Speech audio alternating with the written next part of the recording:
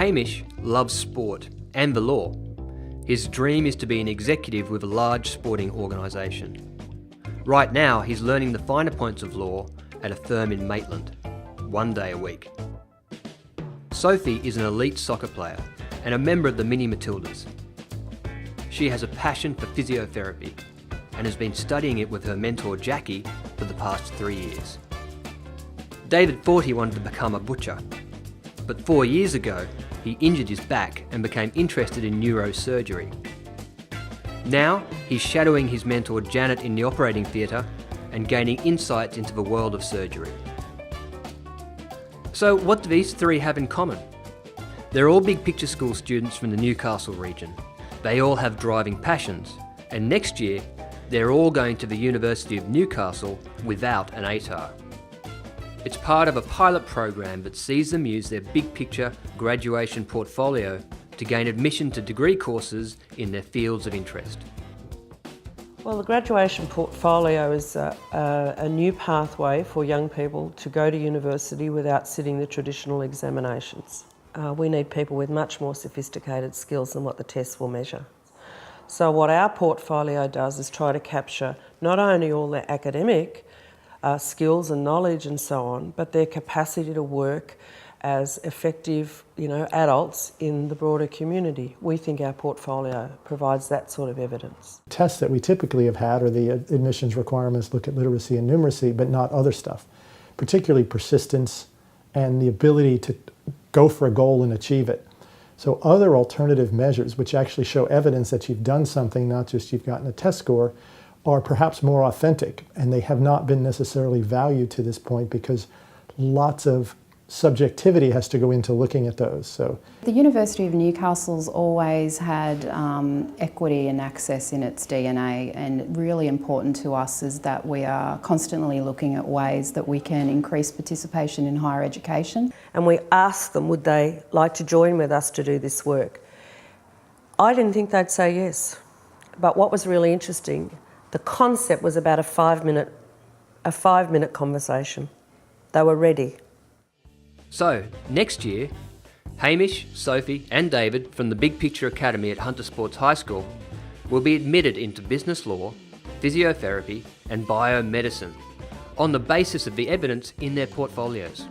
The thing I'm probably most proud about is the fact that we're starting something new and different and exciting for education in not only New South Wales but Australia. I think it really allows a student to and particularly for our son, to show what his skills are. It's not just some standardised test on one particular day, but he can actually show what he can do or what he can't do and give a real picture of what he's like as a student. Mum's proud. She had to stop going to school in Year 7, so I guess anything past that she's incredibly grateful of. Yeah, he's got a cousin that's going to be a nurse, and he's seen more than what she has. I sometimes have to pinch myself to believe that she's mine. For Sophie to have that opportunity, I really believe she deserves it. She's put the time and effort in, and I couldn't be prouder. Mum's definitely seen a change in me. I actually talk about school and what I've done because I'm interested and I want her to know. And these three students just absolutely epitomise what I think the big picture design can do for students. And I think that's what's been seen by the university lecturers.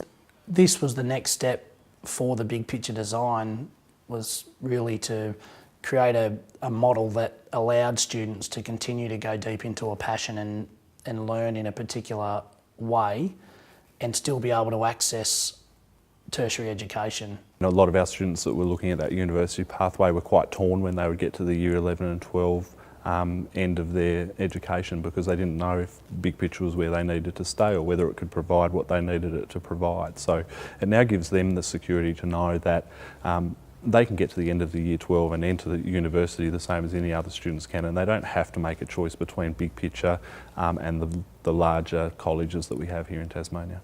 ATAR doesn't suit all learners. ATAR is a way of standardising and picking kids that have met achievable benchmarks. We've got learners in our environment that don't want to meet those benchmarks, that are exceeding those benchmarks in certain areas and certain ways, and they learn differently. And so therefore the graduation portfolio is something that they can do, they can achieve, and they can demonstrate the great quality work that they've done. In Big Picture, learning is highly personalised and based on the students' passions. Students work to individual learning plans on a variety of projects that they've designed, or work-based projects done on internships with an expert mentor. Learning in the real world, known as learning through internship, is the backbone of the design and blends the practical with the academic. Students collect evidence of their learning in a portfolio. They regularly present their work at a public exhibition, which is the basis of their assessment. The graduation portfolio takes things further and allows young people to showcase their skills and deep knowledge in an area of interest to prospective universities.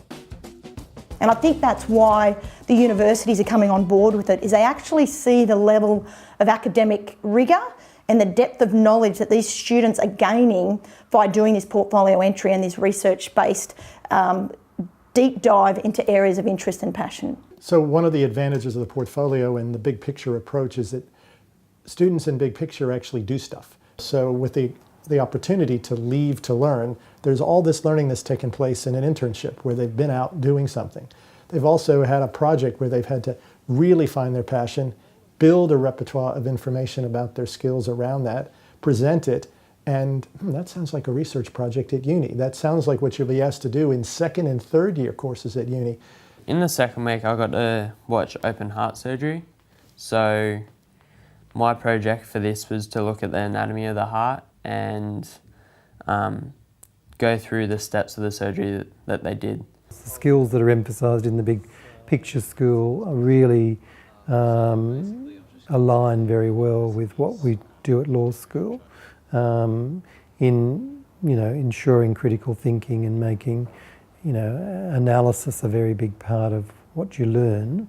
So those are very good generic skills anyway, but they're also very important lawyering skills. We needed a national language that every university would be able to understand. So we've looked at the Australian Core Skills Framework. We're working directly with ASA, and we want to be able to have some clarity around tertiary readiness. So at this point, we know that level 5 of the Australian Core Skills Framework represents a student who is tertiary ready, and certainly the students that we're working with at the moment are at that level and are deemed to be tertiary ready. Is the graduation portfolio an easier option? It sort of feels like an easier option, but it's not. In fact, the young people that I work with go, oh no, that's too hard.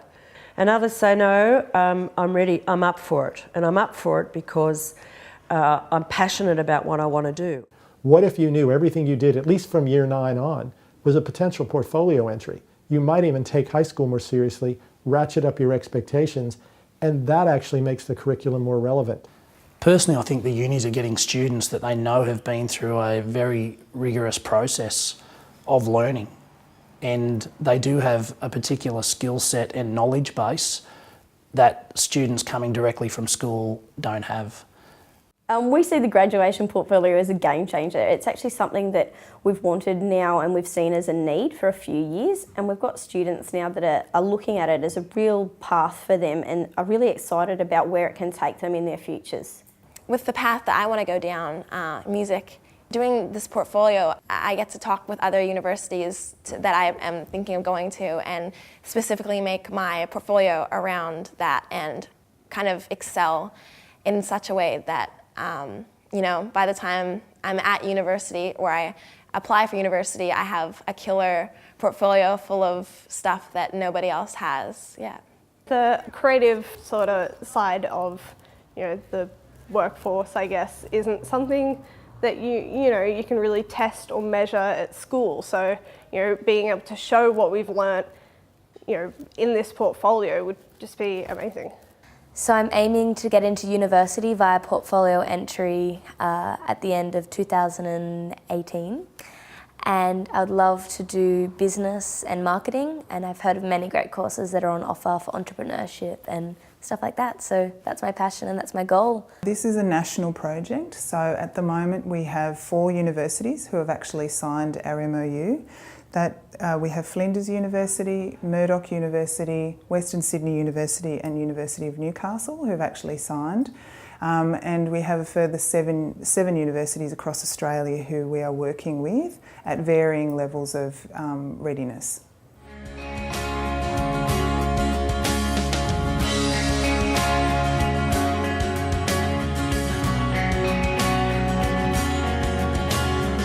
And 10 years down the track, I hope to be one of the better surgeons in Newcastle. I feel it's really progressive by the Newcastle University, and I believe that once Newcastle University do it, and when this is successful, other universities will try and hop on board, and this might become a parallel pathway into university. I can't wait to see the first ones walk across the stage at graduation. That'll be, a day of celebration.